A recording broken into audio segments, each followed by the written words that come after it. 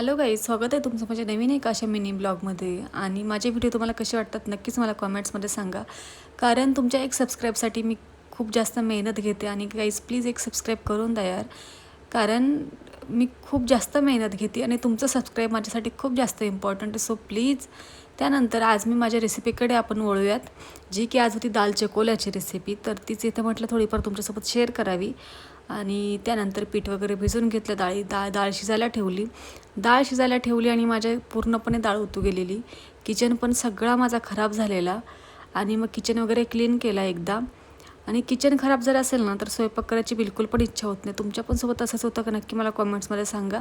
आणि त्यानंतर माझं इथे किचन असा काहीतरी दिसत होता, एकदम क्लीन आणि स्वच्छ. त्यानंतर मी पुन्हा किचन खराब केलेला, कारण डाळीला वगैरे फोडणी दिली, तळलं, सगळं केलं. मग किचन पुन्हा खराब झाला, पुन्हा क्लीन केला. हेच माझं रुटीन असतं दिवसातलं.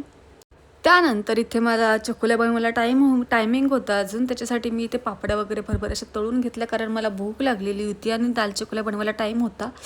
तर मग इथे मी पापड्या वगैरे खाऊन घेतल्या.